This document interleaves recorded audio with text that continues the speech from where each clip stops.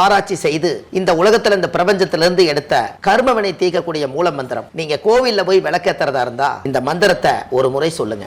முற்பிறவியில செய்த பாவங்கள் எப்பிறவிக்கும் தொடராமல் இருக்க இப்பிறவியிலேயே என் தந்தை வழியில் வந்த கர்மாவனை, என் தாய் வழியில் வந்த கர்மாவனைகள், என் தாயுடைய கர்ப்பத்திலிருந்து நான் இந்த பூமிக்கு கொண்டு வந்த கர்மாவனைகளும் இன்றோடு நிவர்த்தியாகட்டுன்னு 5 தீபம் விளக்கேத்தி சாமிக்கு தேங்காய் வளம் பூ மாலை கல்கண்டு வாங்கி அர்ச்சனை பண்ணி உங்க ஜாதகத்தை கொண்டு போய் சாமி பாதத்துல வச்சு இன்னையோட எனக்கு எல்லாம் நல்லது நடக்கும்னு மனசார கும்பிட்டு வாங்க. வாழ்க்கையில அசுர வளர்ச்சிக்கு வந்து.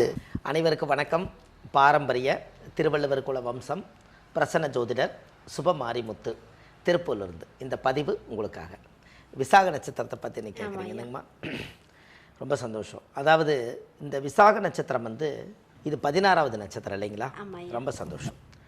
இந்த 16வது நட்சத்திரம் வந்து விசாக நட்சத்திரம் இல்லைங்களா? இந்த 16 செல்வங்களும் பெற்று பெருவாழ்வு வாழுன்னு சொல்லி அந்த காலத்தில் சொல்லாங்க இல்லைங்களா? இப்போ கரெக்டாக பாருங்கள், விசாக நட்சத்திரத்தில் பிறந்தாங்கன்னா அவங்க குரு திசையில் தான் பிறப்பாங்க. இந்த குரு திசை வந்து அவங்களுடைய வாழ்க்கையில் பார்த்தீங்கன்னா அந்த காலத்தில் குரு இல்லாத வித்தை குருட்டு வித்தை, குரு கெட்டான் கூறு கெட்டான், இதெல்லாம் அந்த காலத்தில் குருவுக்கே ஒரு பல சோதனைகள் வருங்களா. அந்த காலத்தில் இப்போ 18 சித்தர்கள் தான் இவங்க உருவாகிருக்கிறாங்க. ஆனால் லட்சக்கணக்கான பேர் தியானம் தவம் பண்ணியிருப்பாங்க இல்லைங்க. அவங்கெல்லாம் ஏன் ரெக்கார்டில் வரல? அந்த 18 சித்தர்களை கல்வெட்டால் வச்சு இன்றைக்கி சாமி கும்பிட்றாங்க, பூஜை பண்ணுறாங்க. அப்போ இத்தனை சித்தர்களும் தவம் பண்ணியிருந்துருக்கிறாங்க, எல்லாருமே குருவாக முடியல இல்லைங்க. அப்போ இவங்கெல்லாம் சித்தர்கள் வழியில் வந்து குருவாக கிடச்சிக்கிறாங்கன்னா அவங்க தான் இந்த குரு திசை யாருக்கெல்லாம் நடக்குதோ அவங்க ஆசீர்வாதம் பண்ண பிறந்தவங்க. எப்போவுமே உங்களுக்கு ஒன்று தெரியுங்களா, ஒரு ரகசியத்தை சொல்கிறேன். இப்போ யாராவது கிட்ட போய் நீங்கள் ஆசீர்வாதம் வாங்குறதா இருந்தால் பெரியவங்களை கண்டால் காலத்தொட்டு கும்பிட்டு ஆசீர்வாதம் வாங்குவீங்க, இல்லை ஒரு மகான்களை பார்த்தா ஒரு ஆசீர்வாதம் வாங்குவீங்க. அதுலேயே பெரியவங்க வயசானவங்களுக்கு யாராவதுக்கு குரு திசை நடக்குதான்னு பாருங்கள். அவங்க கிட்ட போய் ஆசீர்வாதம் வாங்கினீங்கன்னா கடவுள் கொடுத்த குருவுடைய திசையுடைய ஆசீர்வாதம் அப்படியே கிடைக்குமில்ல. அவங்க மேலே தானே குரு திசை நடத்துகிறாரு, அவரோட குரு சக்தி அவர்கிட்ட இருக்கும் இல்லைங்களா. அது வந்து ஆசீர்வாதம் வாங்கினவங்க நல்லா இருப்பாங்களா. இந்த விசாக நட்சத்திரத்தில் யாராவது ஒருத்தர் பிறந்தா அம்மா அப்பாவை வந்து கொஞ்சம் எகுத்து பேசுவாங்க. ஏன் எகுத்து பேசுவாங்கன்னா அதாவது வந்து விசாக நட்சத்திரத்தில் பிறந்ததுனால திருச்செந்தூர் முருகர் வந்து விசாக நட்சத்திரங்க. இந்த முருகர் வந்து அப்பா அம்மா பேச்சை கேட்கல இல்லைங்களா. அதனால் அப்பா அம்மாவே எகுத்து கேள்வி கேட்கக்கூடிய ஒரே நட்சத்திரம் விசாகத்துக்கு தான் உண்டு. சில பேர் தன்னடக்கத்தோட சரிங்கமான்னு போயிடுவாங்க. ஆனால் விசாக நட்சத்திரம் குருவோட சக்தி அதிகமாக இருக்கனால அப்பா அம்மாவையும் எகுத்து பேசுகிற அளவுக்கு அவ்வளோ ஒரு ஞான சக்தி அந்த குருவுக்கு இருக்குங்களா. அவங்கள எகுத்து பேசுனா அன்பில் பேசுகிறதானே, ஒரு பெரிய எதிரடியான ஒரு எதிரி கிடையாதுங்க. இப்போ இப்பவும் முருகர் வந்து அம்மா அப்பாவை கோவிச்சிட்டு போனது சீரியஸாக கிடையாதுங்க. ஏன்னு கேட்டால் அப்படி பார்த்தா அம்மா அப்பா கிட்டேயே ஆசீர்வாதம் வாங்குறதுக்கு திருமுருகநாத சாமி கோயிலுக்கு வந்துக்கிறாருன்னா அப்போ கோபம் தணிஞ்சு வந்தாருங்கிறதெல்லாம் இல்லைங்க. கொஞ்சம் கோபமாக போனால் ஒரு குழந்தை வந்து ஒரு பொருள் கிடைக்கலன்னா ரோட்டில் உருண்டு கை காலை உதறு, அப்போ உடனே தூக்கிட்டு வந்து அவங்களுக்கு ஒரு பாய் கொடுப்பாங்க. அதுபோல் அவர் வந்து அம்மா அப்பாட்ட செல்ல பிள்ளையாத்தான் அவர் வாழ்ந்திருக்கார். அவங்க சொன்னதுனால ஒரு நல்ல விஷயம் என்னென்னு கேட்டிங்கன்னா, முருகர் வந்து சொன்னதுனால விசாக நட்சத்திரத்தில் முருகர் வந்து இந்த உலகத்தை யார் சுற்றி வருகிறார்களோ அவருக்கு தான் இந்த ஞானப்பழம்னு சொல்லுவாங்க. இந்த ஞானப்பழம் இப்போ இவர் உலகத்தை சுற்றி வருவார் இல்லைங்களா. இதில் என்ன உண்மையான பலன்னு கேட்டிங்கன்னா, இந்த குழந்தையிலேயே பெற்றவங்க தைரியத்தை கொடுத்துட்டாங்க. நீ உலகத்தை வந்து நான் இல்லாத காலத்தில் சுற்றி வந்தால் உனக்கு தைரியம் இருக்குதா இல்லையாங்கிறத ஒரு விஷப்பரிச்சியை வச்சு அந்த குழந்தையிலேயே அந்த திறமை கண்டுபிடிச்சிட்டு சைலண்ட்டாக அப்பா அம்மா உட்காந்துட்டாங்க. முருகர் உண்மையாலுமே உலகத்தை சுற்றி வந்துட்டார். அப்போ இந்த குழந்தை பொழைச்சிக்கு புத்தி உள்ள பொழைச்சிக்குன்னு அவங்க நாசுக்கு அமைதியாயிட்டாங்க. இது வந்து நிறைய பேர்த்துக்கு தெரியாது இல்லைங்களா. இவர் இல்லாட்டி இவர் இந்த பழத்துக்காக கோவிச்சிட்டு உலகத்தை தேடணுங்கிற அவசியம் இல்லை. இந்த பழம் இங்கே இல்லைன்னா அவருக்கு பறக்கும் சத்து இருக்கும்போது இன்னொரு கொய்யாப்பழமோ ஒரு மாம்பழமோ சாப்பிட மாட்டாரா என்னங்க. இந்த பழத்துக்காகங்கிறது ஒரு கதை. அப்போ அவர் என்னன்னு கேட்டிங்கன்னா, தாய் தந்தைகள் வந்து பெற்ற பிள்ளைக்கு வந்து பரிசீலனை வச்சு பார்த்துருக்காங்க. இப்போ நான் இருக்கேன் அப்படின்னா என்னுடைய மகன் வந்து என்னை போல வருவாரா இல்லை கோழையாக இருப்பாரான்னு ஒரு சண்டை கட்டினா கூட நின்று வேடிக்கை பார்த்தா அவன் எவ்வளோ வேகமாக சண்டை கட்டுறான்னு நான் தெரிஞ்சுக்கிட்டா தானே என் மகன் வந்து அவர்கிட்ட தைரியம் இருக்குது நான் கணக்கெடுக்க முடியும். அதுபோல் தானே எல்லாத்துடைய குழந்தைகளும் அதான் உன் கை நம்பி உயர்ந்திட பாரு, உனக்கென எழுது ஒரு வரலாறு, உனக்குள்ளே சக்தி இருக்கு அதை உசிப்பிட வலிப்பார் என்னங்கம்மா. அப்போ இந்த விசாக நட்சத்திரம் அப்படித்தான் முருகரை வந்து உனக்குள்ளே இருக்கிற சக்தியை உசிப்பி பார்த்துருக்காங்க. இப்போ முருகர் ஜெயிச்சிட்டாருன்னு ஒரு கதை வரும். அப்போ கோழி மிதித்து குஞ்சு சாகாது, இல்லை குஞ்சு மிதித்து கோழி சாக போகுதா. முருகர் வந்து குழந்தை, சிவனும் பார்வதியும் பெரியவர் அப்பா அம்மா. இது இத்தனோண்டு 25 கிலோ வெயிட் போய் 100 கிலோ வெயிட்டை கொண்டுருமா என்ன? இருக்காது இல்லைங்களா? அப்போ இதெல்லாம் அந்த காலத்தில் ஒரு விஷப்பரீட்சைக்காக பரிசீலனை பண்ணி யாராருக்கிட்ட என்னென்ன திறமை இருக்குதுங்கிறதுக்காக ஒரு விஷயத்தை நம்ம தூண்டி விடும்போது அவங்ககிட்ட இருக்கக்கூடிய அந்த உற்சாக பவர் அவங்களுக்கு தெரியும். அப்போ அவங்ககிட்ட எவ்வளவு கோப அளவு இருக்குது, எவ்வளவு சந்தோஷத்தோட அளவு இருக்குது, எவ்வளவு ஒரு நிதானமான அளவு இருக்குதுன்னு அந்த காலத்தில் பரிசீலனை பண்ணுவாங்க. இப்போ நீங்கள் ஒரு உதாரணத்துக்கு சொல்கிறேங்க. இப்போ அந்த காலத்தில் சன்னியாசியாக இருந்து நான் வந்து பிச்சை எடுத்து பழகணும்னு சொன்னாங்க கூட, சன்னியாசி ஆகணும்னா கூட நீங்கள் 10 வீட்டில் போய் ஒரு ரூபா போய் வாங்கிட்டு வரணும். அவங்க ஒரு சன்னியாசின்னா அவங்க 10 வீட்டில் சோறு போடுவாங்க, அதை வாங்கி நீங்கள் தனியாக சாப்பிட்டு பழகணும். இதெல்லாம் நீ கரெக்டாக செஞ்சால் தான் நீ வந்து ஒரு பிரம்மச்சாரி ஆக முடியும்னு அதுக்கும் கூட விஷப்பரிச்சை இருக்குதுங்கண்ணே. ஓகே, சும்மா நம்ம பாட்டுக்கு தட்டை தூக்கிட்டு போனால் சோறு போட்டுற மாட்டாங்க. ஒரு வீட்டில் இல்லையும்பாங்க, நீங்கள் மூஞ்சி சுளிக்க வரணுமில்ல. கரெக்ட். ஒரு வீட்டில் 1 ரூபா போடுங்க சாமின்ட்டு போகிறீங்க, அந்த 1 ரூபா போடலைன்னா அவரை திட்டக்கூடாதுல்ல நீங்கள். கரெக்ட். அப்போ நீ ஆசீர்வாதம் வாங்கணும், நீயும் இனிமேல் நல்லா இருப்பின்னு தான் சொல்லிட்டு வரணும். அப்போ அதுக்கெல்லாம் பொறுமை வேணும்னா நீங்கள் பிச்சை எடுக்கிறதுலேருந்து நம்ம சாப்பாடு சாதம் வாங்கி சாப்பிட்றதுலேருந்து எவ்வளோ வலி வேதனையோடு அவங்க எடுக்கிறாங்கன்னு நீங்கள் சொல்லுங்கள். அப்போ இதுக்கெல்லாம் அனுபவம் வேணுமில்லங்கண்ணா. அதுபோல தான் எல்லாத்துலேயும் விஷப்பரிச்சை இருக்குதுங்கண்ணே. விசாக நட்சத்திரத்தில் பிறந்துக்கிறவங்களுக்கு எப்போவுமே விஷப்பரிச்சை கொடுத்துக்கிட்டே இருப்பாங்க. ஏன்னா விசாக நட்சத்திரத்தில் முருகருக்கு சின்ன குழந்தையிலே அவருக்கு சோதனை வந்துருச்சலங்க. அப்போ விசாக நட்சத்திரத்தில் பிறந்தால் அவர் குரு திசையில் தான் பிறப்பார். அப்போ அவருக்குன்னு கோபம் அதிகமாக இருக்கும். ஆனால் அந்த நியாயமான கோபத்துக்காக போராடுவார். இன்றைக்கி விசாக நட்சத்திர முருகர். அதனால தான் அவருக்கு என்னென்னு கேட்டிங்கன்னா, இந்த உலகத்தில் மயில் வாகனத்தில் தான் அவர் வந்து எல்லா பச்சை பறவைகள் நிறையா இருக்குது. அவர் எடுத்துக்கிட்டது மயில் வாகனம் தானே.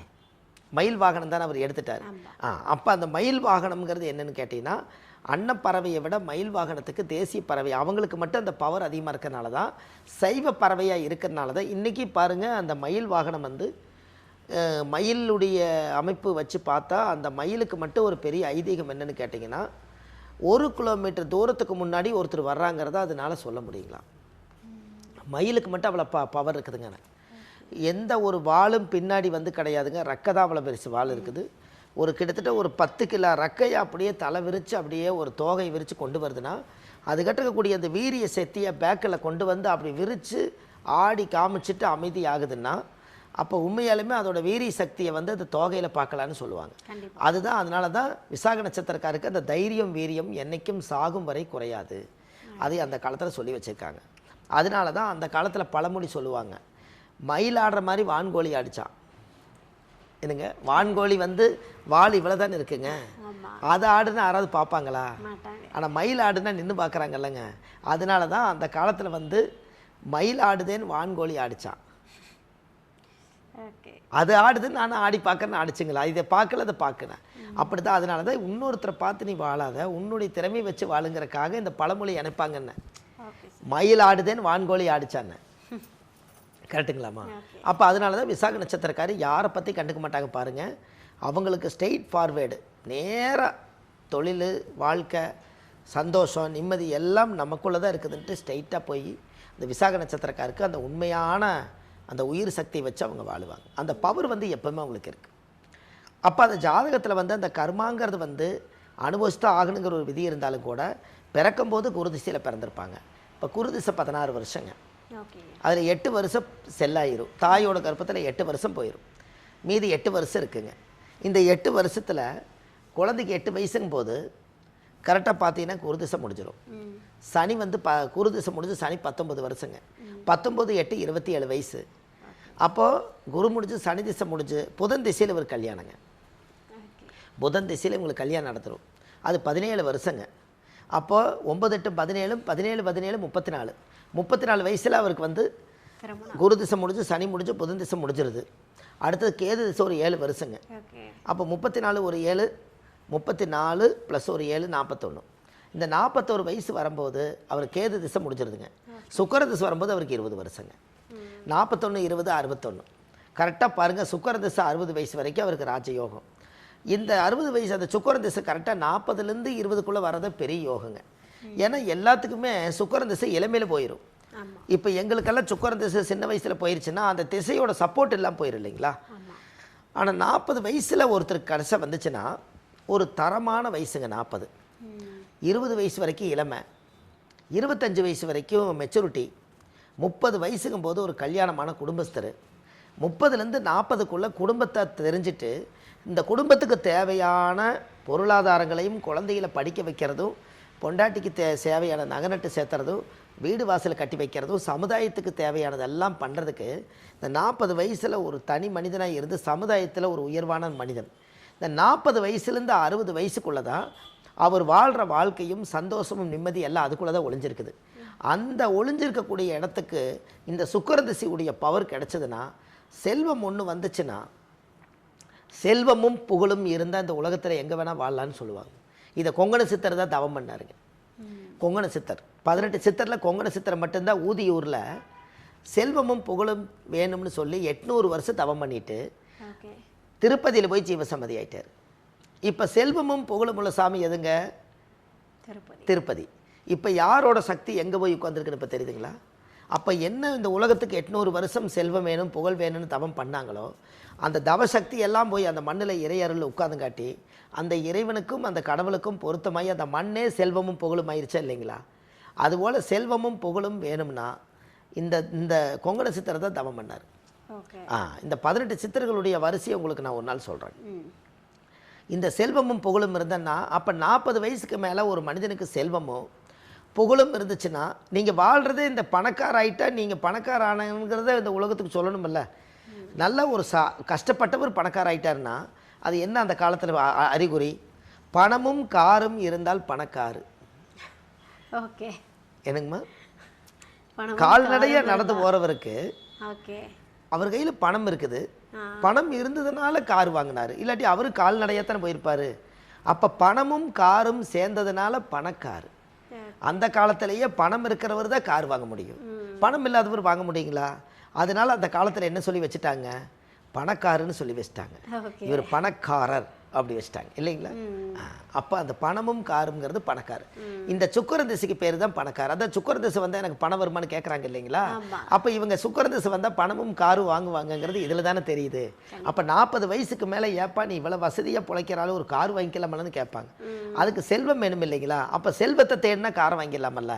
அதனால சுக்கிர திசை எனக்கு பணம் கிடைக்குமான்னு நிறைய பேர் ஜாதகம் பார்க்க வர்றதுக்கு காரணம் தான். சுக்கிரன் என்பது ஒரு பெண்ணுங்க. சுக்கிரன் என்பது காரகத்தில் மனைவி. எல்லாரும் மனைவி வந்ததுக்கப்புறம் இவங்க வளர்ந்து போகிறதுக்கு காரணம் என்னென்னா, ஒரு ஆன்மாவோட இன்னொரு ஆன்மா சேர்ந்தால் ஒரு கை தட்டினா ஓசை வராது, 2 கை தட்டினா ஓசை வருங்கிறத அந்த மனைவி வந்ததுக்கப்புறம் இவருக்கு கொஞ்சம் ஆக்டிவேட் ஆனோன்னே இவர் கொஞ்சம் பூஸ்ட் ஆகிறதுனால மனைவி வந்ததுக்கப்புறம் பணமும் செல்வமும் புகழும் காரு எல்லாம் வருது. அதனால் மனைவியோட இணையும் போது மனைவியோட முகத்தை பார்க்கும்போது அவங்களுடைய பார்வை படுறதுனால அவங்களோட மூச்சு காற்றை சுவாசிக்கிறதுனால இன்னொரு எக்ஸ்ட்ரா ஒன்று கிடைக்கிறதுனால தான் அவங்களுக்கு அது யோகமாக அமைஞ்சிருச்சுன்னா அந்த ஆறை செட் ஆயிடுச்சுன்னா அவங்க வாழ்க்கை சுபமாக இருக்குங்க. அதனால் மனைவி வந்ததுக்கப்புறம் யோகம்னு ஜாதகத்தில் சொல்லுவாங்க. ஏற்கனவே 9 கிரகங்கிறது ஒரு ஜாதக கட்டத்தில் இருக்குது. இது போல்ட்டு, இன்னொரு 9 கிரகங்கிறது மனைவி, இது நட்டு. இது 2 சீட்டிங் ஆயிடுச்சுன்னா ட்ராவல் ஆகுமல்ல. கண்டிப்பாக இதுதான் ஜாதகத்தோட விதி. அப்போ இவர் கரெக்டாக பாருங்கள், சுக்கிர திசை வரும்போது 60 வருஷம், சூரியன் திசை 66, சந்திரன் திசை 76, 10 வருஷங்க. அப்போ இவர் கிட்டத்தட்ட பார்த்தீங்கன்னா இந்த 60 வயசுக்குள்ளே இவர் ஒரு நல்ல வாழ்க்கை வாழக்கூடிய யோகம் இருக்குதுங்க விசாக நட்சத்திரக்காருக்கு. அப்போ நம்ம இதுலேருந்து அவர் என்ன தெரிஞ்சுக்கணுன்னா, இந்த விசாக நட்சத்திரத்தில் 60 வயசுக்குள்ளே நம்ம வாழ்க்கையில் எல்லாமே சீக்கிரமாக கஷ்டப்பட்டு குழந்தைகளை எல்லாம் படிக்க வச்சு அவங்களுக்கு கடமையை முடித்து கல்யாணமெல்லாம் பண்ணி வச்சு பேரம்பேத்தி பார்த்துட்டு நம்ம சுக்கிர திசை முடியும் போது அதுக்கப்புறம் செல்வங்கள் குறைஞ்சிருச்சுன்னா என்ன பண்ணுறதுன்ட்டு இருப்பதை வைத்து சிறப்புடன் வாழ கற்றுக்கிட்டு இருக்கிறத தக்க வச்சு வாழ்ந்துக்கிட்டால் புத்திசாலித்தனம். என்னங்கம்மா கரெக்டு தானுங்க? அப்படி ஒரு வாழ்க்கை வாழ்ந்தாருன்னா கண்டிப்பாக அவங்க வாழ்க்கையில் ஒரு பெரிய அசுர வளர்ச்சி இருக்குன்னு வச்சுக்கோங்களேன். இதுக்கு ஜாதகத்தில் விசாக நட்சத்திரத்துக்கு இவ்வளோ பெரிய அற்புதமான விஷயம் இருக்குதுங்க. இது எல்லாமே நல்ல விதமாக நடக்கிறதுக்கு உங்கள் வாழ்க்கையில் எல்லாத்திலையும் ஜெயிக்கிறதுக்கு ஒரு கோவில் இருக்குதுங்க. இந்த கோவிலை கண்டிப்பாக உங்களுக்கு நான் தரேங்க. இந்த பதிவில் நீங்கள் அதை பார்த்தீங்கன்னா தெரியும். அந்த கோயிலில் போய் நீங்கள் சாமிகிட்ட தேங்காய் பழம் பூமாலை கல்கண்டு வாங்கி அர்ச்சனை பண்ணி அந்த கோயிலை சாமி கும்பிட்டு வந்தாலே நம்ம ஜாதகத்தில் இருக்கக்கூடிய கர்மாவெல்லாம் நிவர்த்தி ஆகி அவர் வாழ்க்கை அசுர வளர்ச்சிக்கு வருவார். இதை கண்டிப்பாக நீங்கள் செய்யுங்க, நல்லதே நடக்கும். சூப்பர் ஐயா. அதை விசாகத்துக்கு முதல்லே சொல்லிட்டீங்க, 16 பெற்ற பெருவாழ்வுன்ற மாதிரி 16வது நட்சத்திரத்தில் இருக்காங்க அப்படின்னு சொல்லிட்டு ரொம்ப அழகாக அவங்களுக்கு ஒரு பலன் கொடுத்துட்டீங்க. இப்போ 40 வயசில் இருக்கிறவங்களுக்கு நீங்கள் ஒரு மகிழ்ச்சியான செய்தி கொடுத்துருக்கீங்க. ஓகே, நமக்கு இப்போ தான் சுக்கிரதசை ஆரம்பிக்குது, இனி நம்ம கஷ்டமெல்லாம் விலகிரும் அப்படின்ட்டு அவங்களுக்குள்ளேயும் ஒரு நம்பிக்கை உங்களுடைய பேச்சு மூலமாக அது ரொம்ப சந்தோஷம். ஒரு விஷயம், அந்த 40 வயசுங்கிறத ஜோதிடத்தில் தொட்டு காட்டினா நீங்கள் கொஞ்சம் பூஸ்ட் ஆயிடுறீங்களா? ஆமா 40 வரைக்கும் ஏதோ அவர் பாட்டுக்கு புத்தி போன போக்கில் 40க்கு மேலே இந்த திசை வருதுங்கிறது அவர் ஜாதகம் பார்க்கலின்னு என்ன பண்ணுவார்? ஜாதகம் பார்க்கல, ஆனால் நான் இந்த நட்சத்திரத்தில் தான் பிறந்தேன்னு எல்லாத்துக்குமே நட்சத்திரம் தெரியுங்க. ஆனால் ஒரு ஜாதகம் பார்க்க அவர் போனாரா போகலையான்னு தெரியாது. இந்த பதிவை பார்த்தாருன்னா 40 வயசுக்கு மேலே எனக்கு சுக்கிரதசை வருதுன்னு இந்த ஜோசியர் சொல்லியிருக்காங்க. அவங்க அந்த சுபமாரிமுத்துங்கிறவர் சொல்லிக்கிறாரு, எனக்கு 40 வயசுலேருந்து 60 வயசு வரைக்கும் எனக்கு ஒரே திசையாமா, இந்த திசையிலையாவது நான் வேக்கானமாக பழச்சிக்கணும்னு அப்படின்னு அவர் மைண்டுக்குள்ளே செட் பண்ணிக்குவாருங்க. அப்போ அவர் ட்ராவல் பண்ணுறது கரெக்டாக இருக்குமில்லங்க, மகிழ்ச்சியாக வந்து ஓட ஆரம்பிப்பார். அப்போ இந்த ஜோதிடம் வந்து அவருக்கு சப்போர்ட் பண்ணுது. கண்டிப்பாக நீங்கள் சொன்ன விஷயங்கள் எல்லாமே வந்து இப்போ அவங்களுக்கு வந்து ஒரு பூஸ்ட் பண்ணியிருக்கு அப்படின்னு தான் சொல்லணும். ரொம்ப நன்றி ஐயா. அடுத்த ஒரு இப்போ விசாக நட்சத்திரத்துக்கு ரொம்ப அழகான பலன்கள் கொடுத்துட்டீங்க. சரிங்க. அடுத்து வந்து ஒரு நட்சத்திரக்காரங்க வெயிட் பண்ணிட்டு இருக்காங்க. கண்டிப்பாக நம்ம அவங்களுக்கான பலன்களை பார்த்துடலாம் ஐயா. ரொம்ப நன்றிங்கம்மா. வணக்கம். ஏன் விசாக நட்சத்திரம், இந்த நட்சத்திரத்திற்கு வந்து நிறைய பலன்கள் சொல்லிட்டீங்க. சரி. அவங்க போய் ஒரு கோவிலில் வழிபட்டுட்டு வந்தால் எல்லா பிரச்சனையும் சரியாயிரும்னு சொல்லிட்டீங்க. கண்டிப்பாக. நான் என்ன கோவில்னு நம்ம சொல்லலாம் ஐயா? கண்டிப்பாக சொல்லிடலாம். கண்டிப்பாங்கம்மா, கண்டிப்பாக. அதாவது விசாக நட்சத்திரத்தில் இவங்க பிறந்த திருச்செந்தூர் முருகருடைய நட்சத்திரம் இல்லைங்களா? அப்பேற்பட்ட திருச்செந்தூர் முருகருடைய நட்சத்திரத்துக்கு ரகசியமான கோயிலுங்க. அவங்களுடைய விசாக நட்சத்திரத்துக்குன்னே உண்மையான கோயில் வந்து சித்தர்கள் கட்டி வச்சிருக்காங்க. இது என்னன்னு கேட்டீங்கன்னா தென்காசி மாவட்டத்தில், இந்த தென்காசி மாவட்டத்தில் தான் அங்கே இருக்குதுங்க. அதாவது மெயினாக என்ன அப்படின்னு கேட்டிங்கன்னா திருமலை முத்துக்குமார சுவாமி, அது தென்காசி மாவட்டங்க, அது பக்கத்தில் தான் அந்த கோவில் அங்கே இருக்குதுங்க. இப்போ மெயின் என்ன அப்படின்னு கேட்டிங்கன்னா செங்கோட்டைன்னு கேள்விப்பட்டிருப்பீங்களங்கம்மா, கேள்விப்பட்டுக்கிறீங்க. தென்காசி மாவட்டத்தில் செங்கோட்டைங்கிற ஊரில் ஒரு 7 கிலோமீட்டர் தூரத்தில் கரெக்டாக வந்து திருமலை முத்துக்குமார சாமின்னு ஒரு கோவில் இருக்குதுங்க. அந்த கோவிலில் போய் 5 விளக்கு தீபம், சுவாமிக்கு தேங்காய் பழம் மாலை கல்கண்டு வாங்கி அர்ச்சனை பண்ணி அந்த கோவிலில் போய் சாமி கும்பிட்டு வந்தாச்சுன்னா விசாக நட்சத்திரத்துடைய தோஷம் அன்னையோட நிவர்த்தி ஆகுங்க. அதுக்கப்புறம் உங்களுக்கு அசுர வளர்ச்சிங்க, நல்லா இருப்பாங்கம்மா.